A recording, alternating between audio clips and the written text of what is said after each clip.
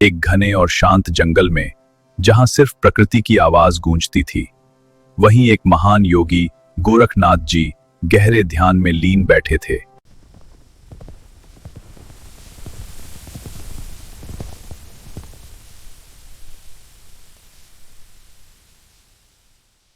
भारत सम्राट महाराज भर्तृहरि एक काले हिरण का पीछा करते हुए उसी दिशा में आ रहे थे। राजा भर्तृहरि उस अद्भुत योगी को देखकर हैरान रह गए। इतनी शांति, इतना तेज, जैसे समय ही थम गया हो।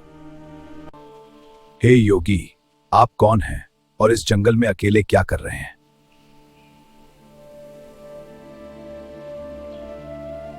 हे योगी, आप कौन हैं और इस जंगल में अकेले क्या कर रहे हैं?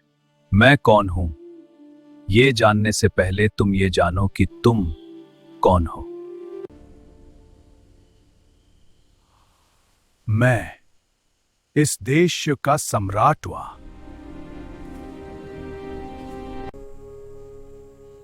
राजा, जो खुद को नहीं जानता, वो दूसरों पर राज कैसे कर सकता है?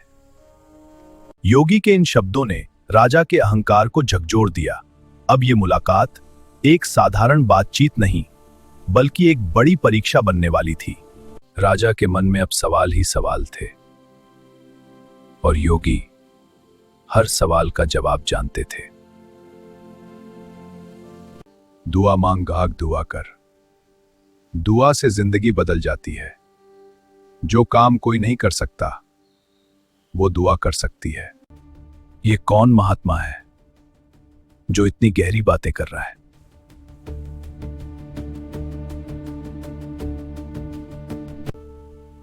अगर तू परमात्मा को देख लेगा तो उसके पर्दे में क्या रह जाएगा? पर्दा इसलिए है ताकि तू खुद को खोज सके। तो क्या हर जगह परमात्मा है?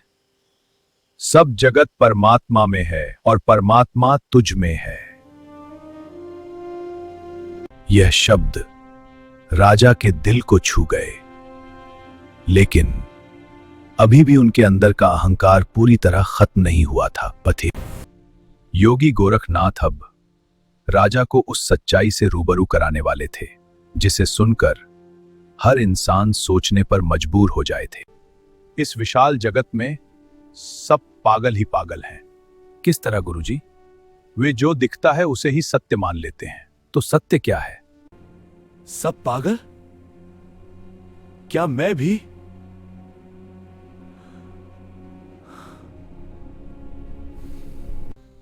अगर कोई होश में आने लगता है तो ये दुनिया उसे पागल कहने लगती है, क्योंकि खुद दुनिया ही पागल है। ये शब्द राजा के दिल को चीर गए। अब उनका अहंकार धीरे धीरे टूटने लगा थे। जमीन कहती है मैं बड़ा, आसमान कहता है मैं बड़ा, और इंसान अपने आप को सबसे बड़ा समझता है।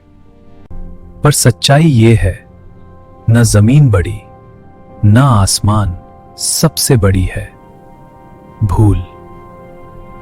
योगी के शब्दों ने राजा के अंदर कुछ तोड़ दिया था। वो अहंकार जिस पर उन्हें सबसे ज्यादा गर्व था।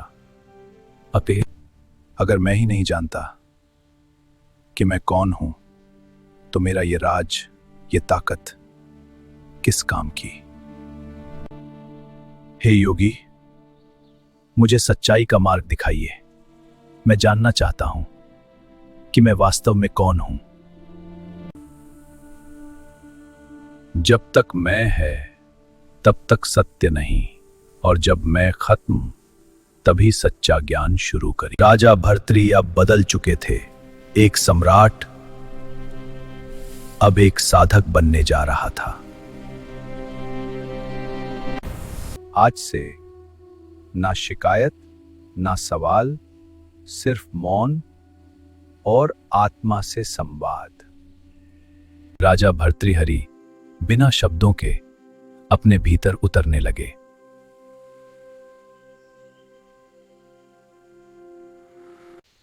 ये मौन इतना भारी क्यों है? क्योंकि यहीं तेरा असली मैं छुपा है।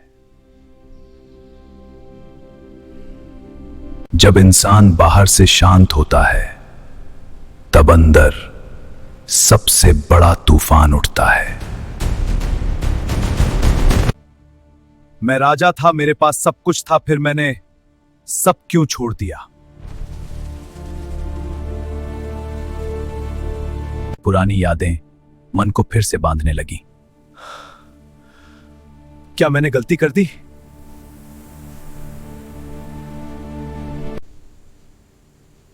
यही है तेरी असली परीक्षा। मन को जीत, तभी तू खुद को पाएगा।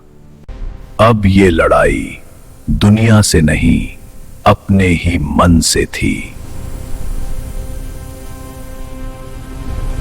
पूरी रात मन से लड़ते लड़ते अब भर्तृहरि ने अपने भीतर की शांति को छू लिया था। पर अब कुछ भी भारी नहीं लगता, सब कुछ शांत है।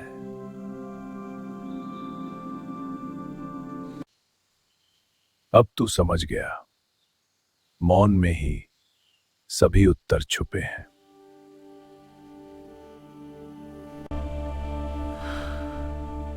जिसने अपने मन को जीत लिया, उसने पूरी दुनिया को जीत लिया। रोज नई रहस्यमयी, प्रेरणादायक और रोमांचक कहानियों के लिए अभी सब्सक्राइब करें।